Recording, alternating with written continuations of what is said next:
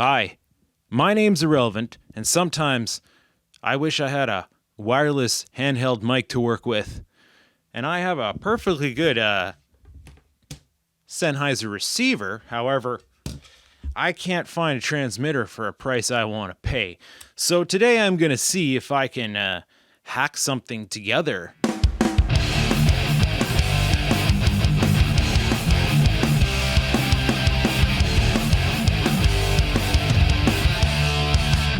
So as the story goes, you might have seen in a couple of my videos I'm doing it with a handheld microphone, and I can think of a few applications in which a handheld microphone might be beneficial to the presentation I'm trying to do.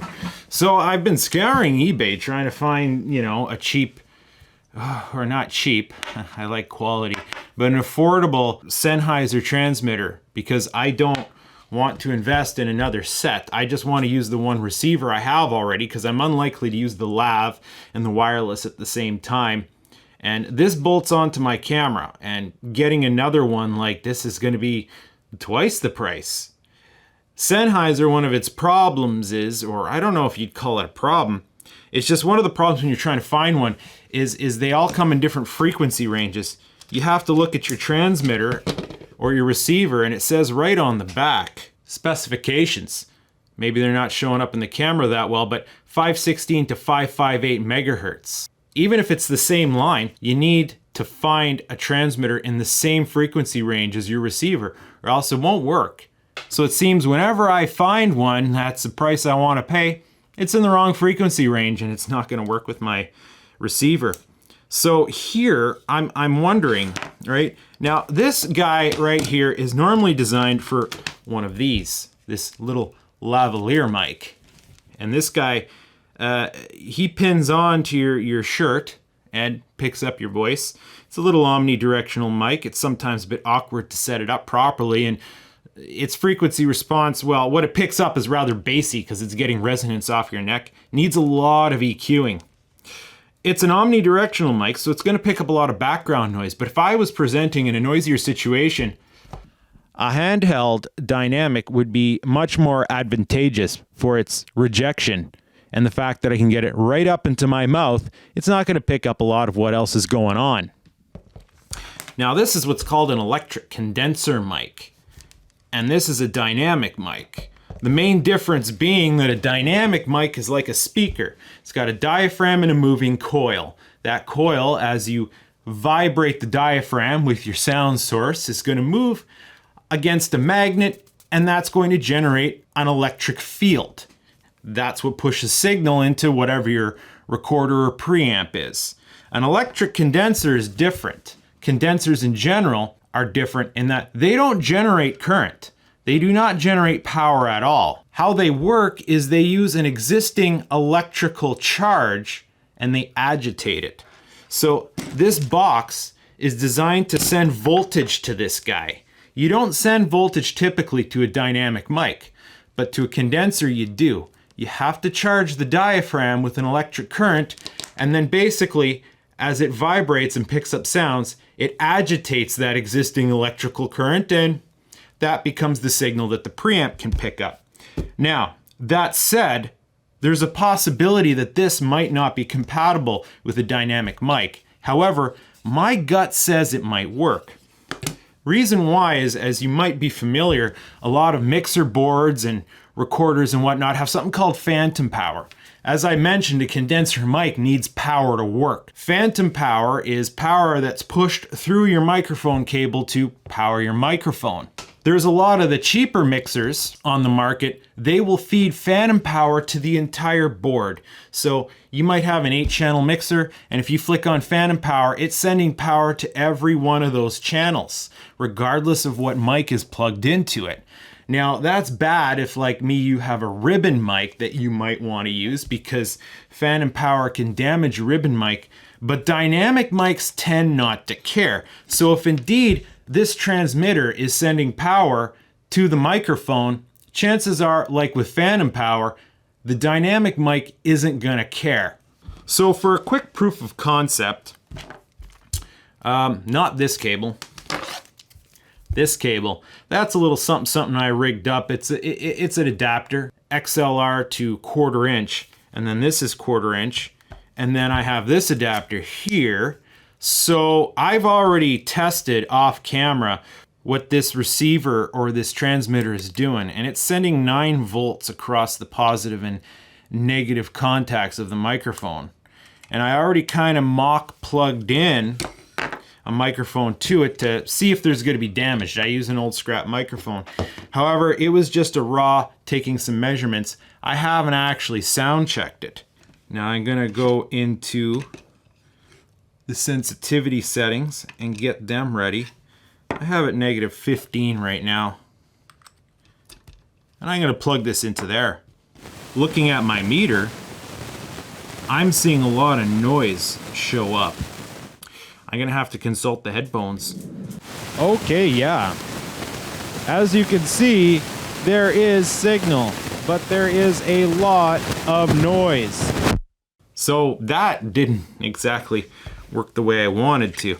And the question is, why? It's quite possible that it's related to this adapter here. I'm pretty sure this is wired correctly. However, if I understand correctly, that microphone's not balanced. And separating the ground in here might be causing the problem. However, we should take a measurement. With our multimeter, we're going to do a basic continuity measure to find out if ring and sleeve are jumpered internally. Here, that would be pin 1 and pin 2. Did I say pin 1 and 2? I meant pin 1 and 3. It appears they are not jumpered internally. 3 is negative, 1 is ground. Pin 2 is signal. Now, let's test the electric condenser to see if ring and sleeve are jumpered internally. They are. So it's possible, in order for this to work the way I want it to, ring and sleeve need to be jumpered internally. What is the easiest way to make that happen? Well, let's take apart this guy. That's sleeve, and that one over there is a ring. What if I can jumper it internally like this? Haha. Now let's do a continuity check. 1 and 3. Yep. And to make sure, haha, signal line is not grounded out. Now let's see what this thing sounds like.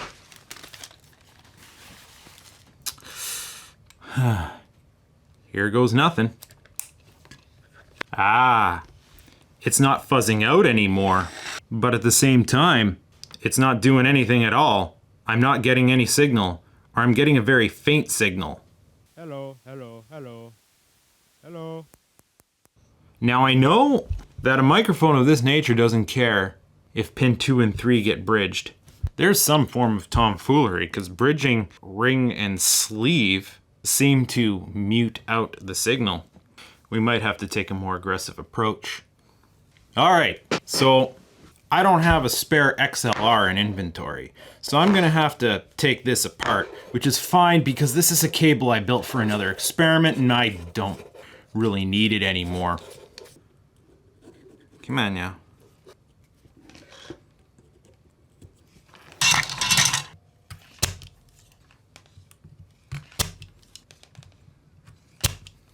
Now I also have this aux cable that I chopped and put a 1/4 inch end on it. That was for another experiment that didn't end up working out. So I can use this aux cable to plug into my transmitter. All right, so having actually done a little bit of research off camera, the pinout was explained online. It seems that this might not be an original idea. Other people have successfully rigged dynamic microphones into an electric condenser input. So the tip is positive, the sleeve is negative, and the ring is power. So I had been doing the wrong thing, binding, I was grounding out its power source in a way that it probably generally didn't like, and that's one of the reasons why it shut down on me.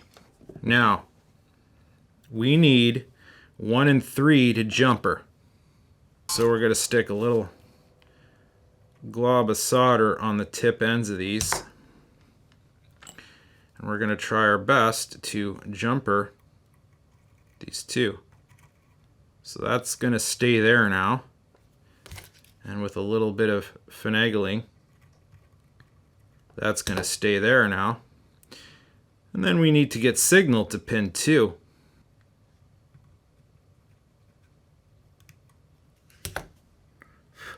All right, they're all connected now. So we have a mess starting to build up on the old workshop surface here. Okay, so now we can plug this into there. We can turn this on. We can grab Myco L Dynamico, plug this into there. We can get our sensitivity ready. We can put our headphones on. And we can see if we mute this mic, bring up this mic if something starts to happen. Oh, it seems we have some margin of success. It's still a bit noisy. I'm not really liking the gain structure I'm getting out of this. The sensitivity on the transmitter is cranked. It's cranked, sir. Any more gain on the preamp, it's just going to get more noisy. So, in theory, it does seem that this has the potential to work. However, hello? Oh, maybe Sennheiser's doing stuff a little bit backwards. Here's another hunch. What if red isn't positive? What if white's positive? Actually, that's right. This is audio wiring. White's going to be left, tip. Red is going to be ring, right. Oh, I'm getting my wire colors confused here, bud. It's all right. I figured it out eventually anyway. Now let's see what happens. It's working even worse now. There's nothing going on here. What the...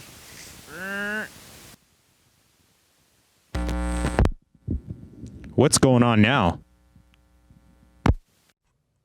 So no, that didn't work either. We're pulling a full Edison here. Certain individuals who might have done something like this before are probably laughing at me like, you idiot, it goes like this. However, there is another angle. Finagling with it, I noticed something. I can't claim to understand exactly what's going on here, which is a controversial statement, seeing as how I am an experienced audio technician. I've just never had to do particularly this kind of mod before, so I'm kind of figuring it out as I go along.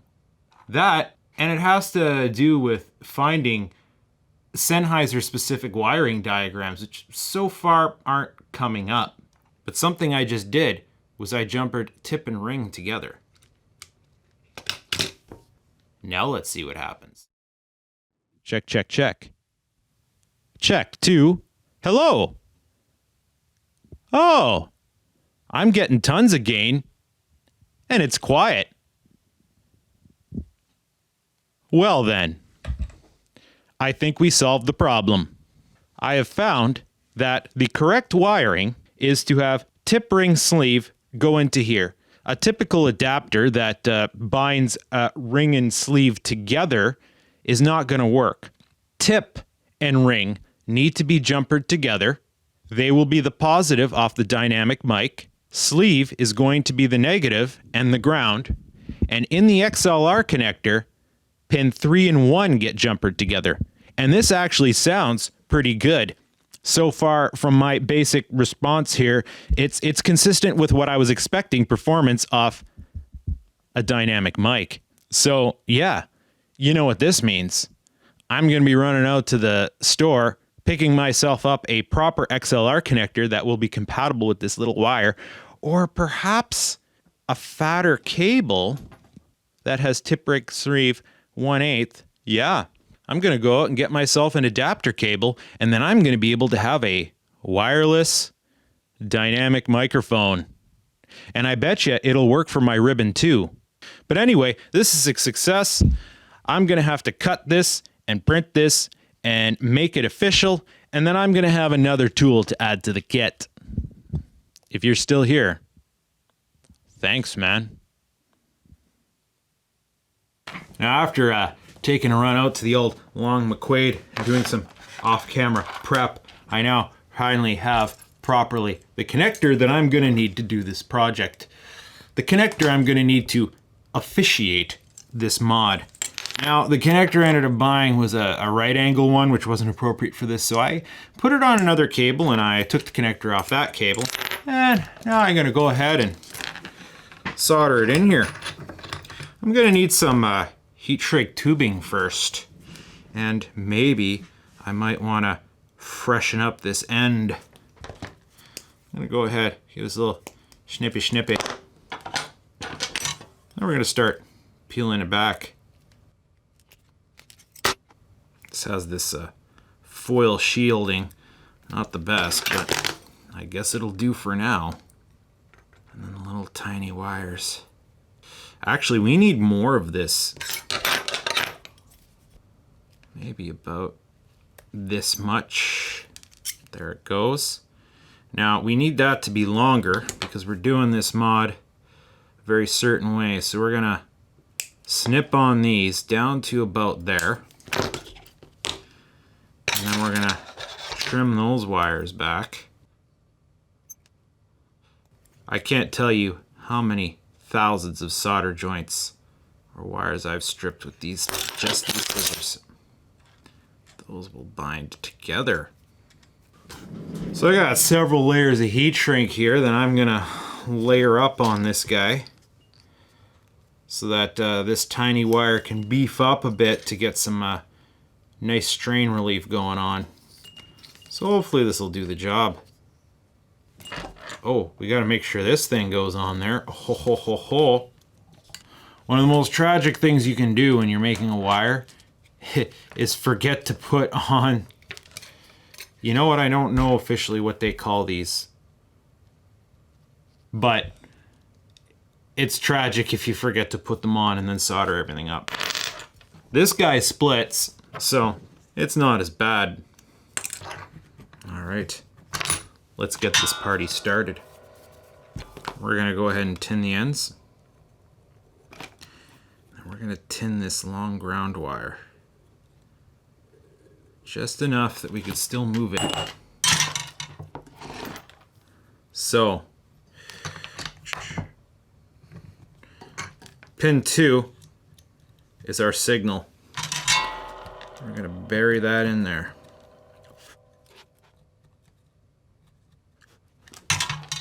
That looks good. And now the tricky part.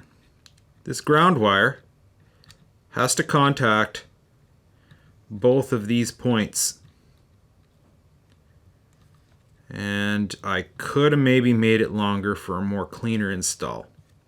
There's going to be a little bit of improv here.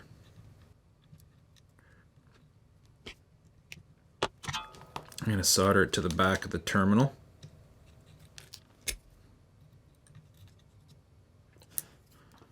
And then swing this around and put it in there.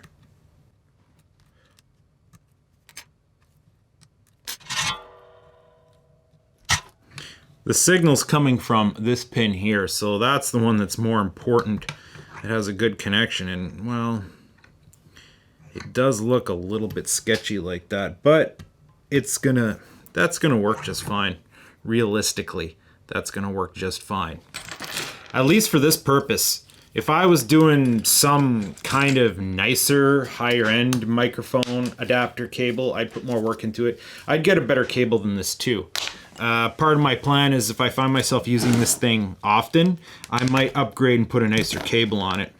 Right now we're in a bit of a proof of concept stage just to make sure, you know, before we start spending money, it's gonna be something I actually need. All right, I gotta start ripping that heatsink on there. Or the heat shrink, sorry.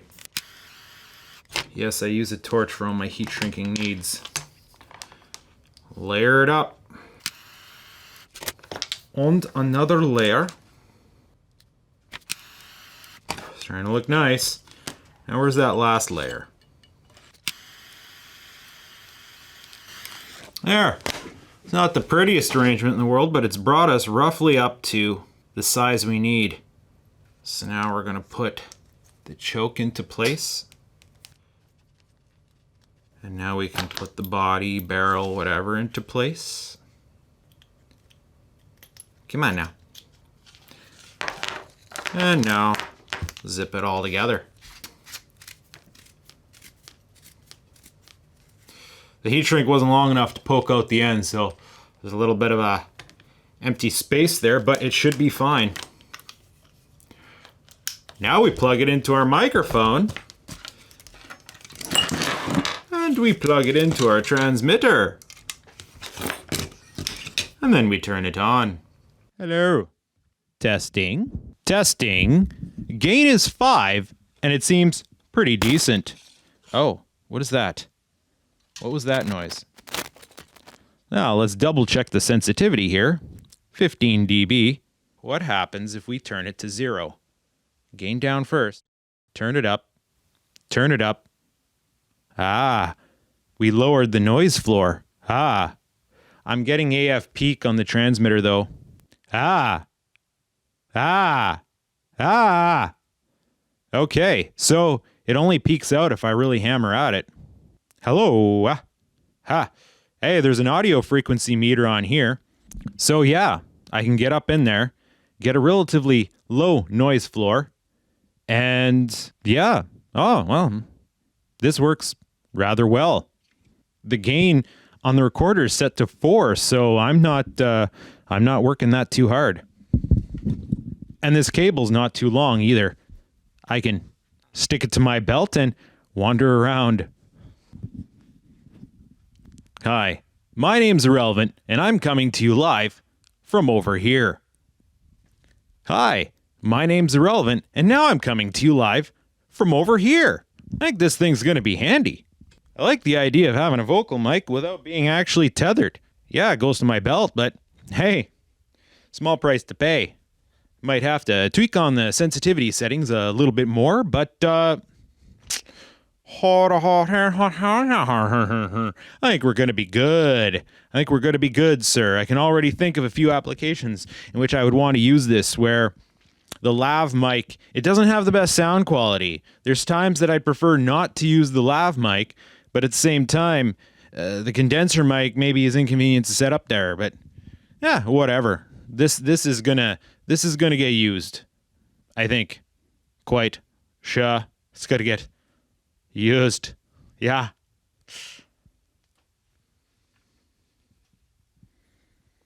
And once again, I'm not sure how to end these things.